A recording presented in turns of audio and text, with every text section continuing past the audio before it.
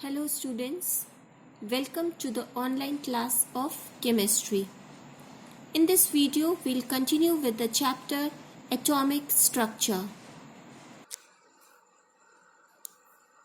Did you ever think why two atoms of hydrogen combine with one atom of oxygen?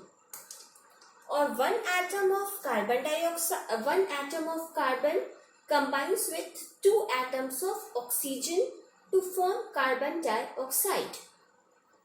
Why it is not possible that three atoms of hydrogen combine with one atom of oxygen, or two atoms of carbon combines with one atom of oxygen? So what is that determines that how many atoms of element will combine with the other atoms of other elements? So it is the valency which determines how many atoms will combine with how many atoms of another element to form a compound. Valency is defined as the combining capacity of atoms. It is the number of hydrogen atoms that can combine with or replace an atom of that element or radical to form a compound. The valency of hydrogen is taken to be 1. So, in case of hydrogen chloride, the formula is HCl. One atom of chlorine combines with one atom of hydrogen. So the valency of chlorine will be 1. Methane, the formula is CH4. Here, one atom of carbon combines with 4 atoms of hydrogen. So its valency is 4. Valency of carbon is 4. Based on their valencies, the elements can be classified as monovalent, divalent, trivalent and tetravalent. So if their valency is 1, they are known as monovalent. Hydrogen, lithium, chlorine, sodium, all these elements, their valency is 1. If their valency is 2, they are known as divalent. Oxygen, magnesium, sulfur and calcium. All these elements are divalent and their valency is 2. Then if their valency is 3, they are known as trivalent. Boron, nitrogen, aluminium and phosphorus. Their valency is 3. Now, if the valency of the element is 4, they are known as tetravalent. Like carbon, the valency is 4 and silicon, the valency is 4. The valency of noble gases such as helium, neon and argon, the valency is 0 because these noble gases are the inert elements and they do not combine with or get replaced by hydrogen. So their combining capacity is, or the valency is 0. Now valency is also defined as the number of electrons gained or lost by an atom to become an ion. About ions we have studied in the previous video. So in case of sodium ion, so sodium atom lose one electron and becomes sodium ion. So in this case the valency will be 1. Chloride ion. So chlorine atom gains one electron and it carry one negative charge. So the valency will be 1. And in case of polyatomic ions or radicals, the charge it carries is show their valencies. So this is a nitrate radical and it carry one negative charge. So the valency will be 1. In case of sulfate radical, it carries 2 negative charge, so its valency will be 2. So in case of ions, the number of electrons gained or lost by an atom is known as their valencies, and in case of radicals, the charge it carries will be their valency. Now the next topic is significance of valency.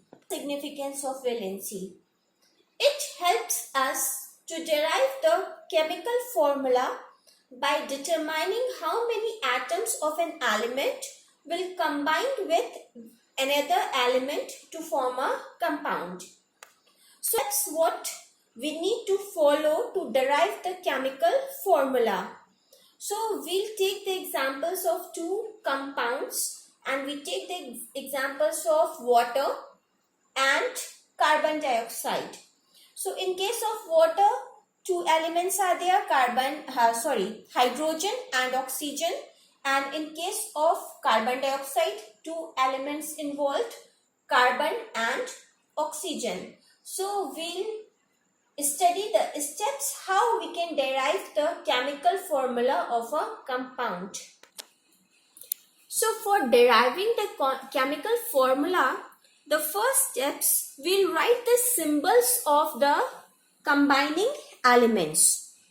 So symbols of combining elements, in case of water, there are two combining elements, hydrogen and oxygen. And in case of carbon dioxide, there are two combining elements, carbon and oxygen. So we simply write the symbols of these elements, H, O and CO. Now the step 2 is write their valencies below their symbols. So valency of hydrogen is 1 and valency of oxygen is 2. So we'll write the valencies below their symbols.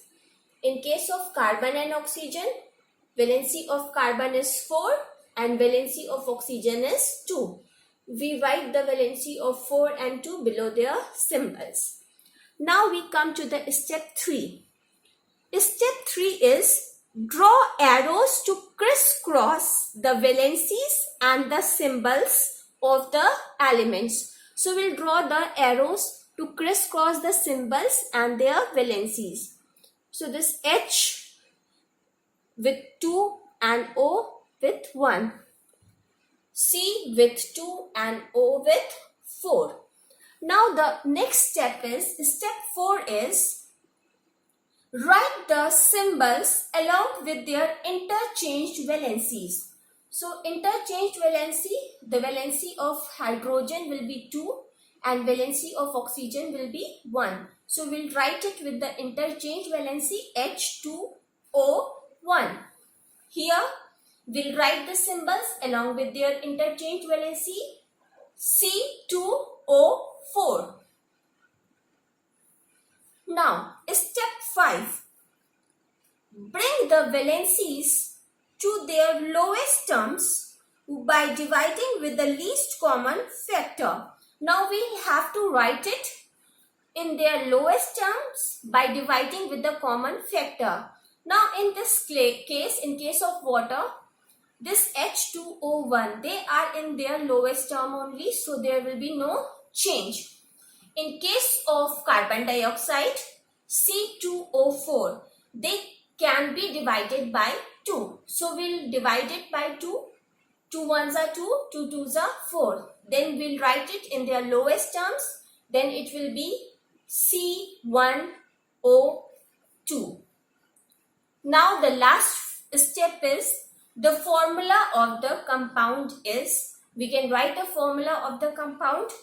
In the chemical formula, we don't write 1 as subscript. So the chemical formula of water is H2O and the chemical formula of carbon dioxide is CO2.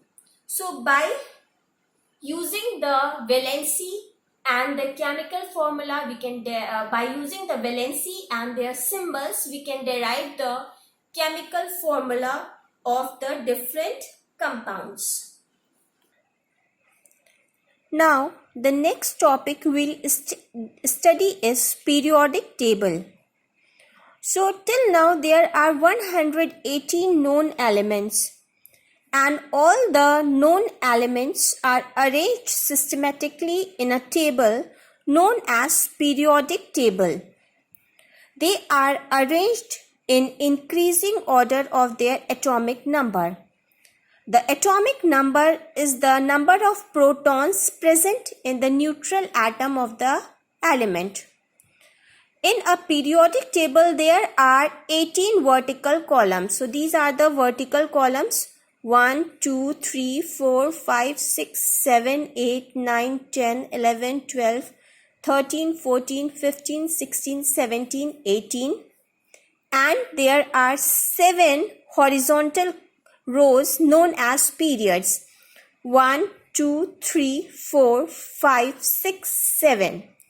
These 7 horizontal rows are known as periods, and these 18 vertical columns are known as groups. So all the elements placed in the same group, like all the elements placed in this group, like hydrogen, lithium, sodium, potassium, rubidium.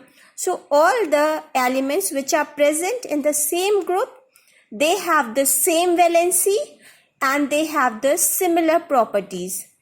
All the elements which are present here in the same group, like beryllium, magnesium, calcium, so all these elements have same valency and similar properties. Now, how we can calculate the valency of these elements? So all the elements present in group 1, the valency will be 1. Now all the elements which are present in group 2, the valency is 2. Now all the elements which are present in the groups from 13 to 18th group, this is 13, 14, 15, 16, 17 and 18th group, there is one formula. So the elements which are present in the group 13 to 18, there is the formula 18 minus group number is equal to valency. By using this formula, we can calculate the valency. Like example, we'll take the example of chlorine or fluorine or bromine or iodine. They all are present in the group number 17. So, how we can calculate their valency? Their valency will be 18 minus 17. So 18 minus 70, the valency will be 1. So all these elements present in the group 17, the valency is 1. The elements, these all are the noble gases: helium, neon, argon, krypton, xenon, radon. So all the noble gases which are arranged in the group 18, these all are inert gases and they have the valency 0. Because by using this formula 18 minus 18, their group number is 18. 18 minus 18, so their valency will be 0. So all the noble gases have valency 0. So this completes our chapter Atomic Structure. I request you to revise this, and along with this video I'll send the lesson plan also. You will do the lesson plan work in your chemistry copies. Till then, stay home, stay safe. Thank you.